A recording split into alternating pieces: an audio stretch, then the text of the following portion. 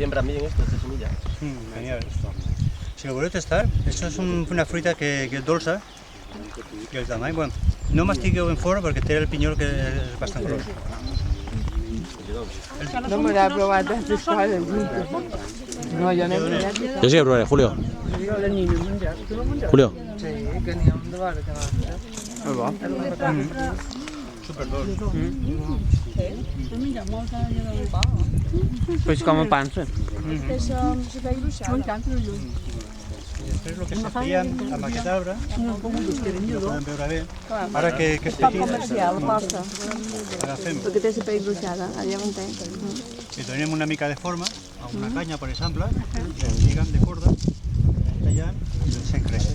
I ja li donem la forma de la forca que volem. Ah, clar. De 3, de 4, ho veurem. Com formant-la? De va forma amb canyes, la fusta mateixa d'aquí, però és molt flexible aquesta, millor el que se feia amb canyes. Ho feien passar, ho lligaven,